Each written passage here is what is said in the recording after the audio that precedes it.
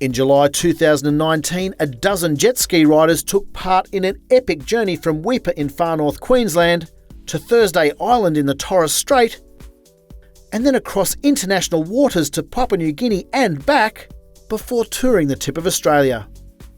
And here's how they did it.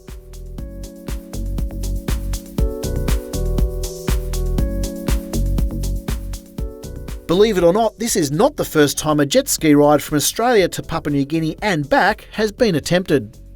This 2019 journey was done to help raise awareness for SARS Sanctuary, a charity established by the parents of 21-year-old Sarah Zelenak, one of two Australians killed in the 2017 London terror attacks. Her father Mark Wallace did this trip with 3 others in 2013, and he returned as support crew for the 2019 crossing. The jet skis and their road crew first had to get to Weipa, about a 20-hour, 800-kilometre drive northwest of Cairns on the western side of Cape York. Most of the road is corrugated dirt, which made for slow going and took its toll on cars, trailers and jet skis. Some crew members used tape on the hull or shade cloth on the trailer to try to stop stone damage. Others had tyre trouble. One car snapped a tow hitch. After a quick shakedown in Weipa the day before departure, while avoiding crocodiles, the group prepared to leave the next day at sunrise for the first leg of the journey. Destination: Thursday Island, in the middle of the Torres Strait, off the northernmost point of mainland Australia. Weipa to Thursday Island is about 300 kilometres, which meant a fuel stop in the middle of nowhere.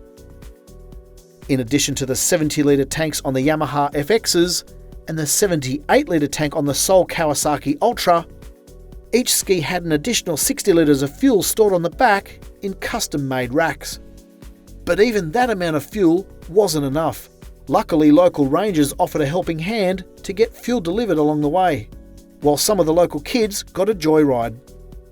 After refuelling, riding conditions turned out to be perfect, with the ocean largely protected from the strong southeasterly winds thanks to the west coast of Cape York. The riders eventually made it to Thursday Island, where they would need to refuel again and clear customs before leaving Australia. Once again brimmed with petrol, each jet ski would have just enough range to make it to the island of Daru off the southeast coast of Papua New Guinea, a distance of 240 kilometres, but in much rougher conditions than across the Torres Strait. After 9 hours in 1 to 2 metre swell and winds up to 25 knots, the group finally arrived in Daru to a hero's welcome. But there would be no rest on arrival.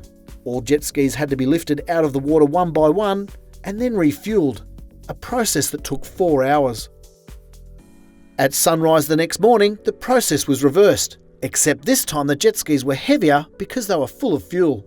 After another 9-hour, 240-kilometre ride in even bigger swell and with higher winds, the riders eventually made it to the sanctuary of Roko Island, just off Punsand Bay.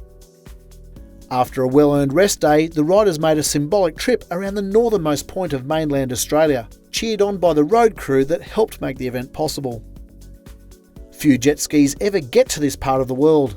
The nearest boat ramp is about 60 kilometres southwest of the tip of Australia. The journey eventually continued down the east coast before finishing in the resort town of Port Douglas a week later.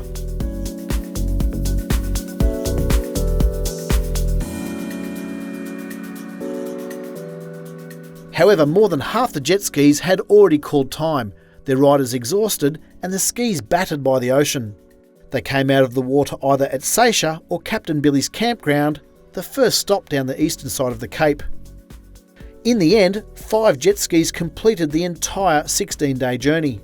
Some of the crew finished after Captain Billy's landing, where after an exhausting week, they were faced with a 16-hour drive to the nearest regional centre, Cairns. After returning to civilization just before dusk, it was time for the 3-day, 3,000-kilometre trip home down the east coast.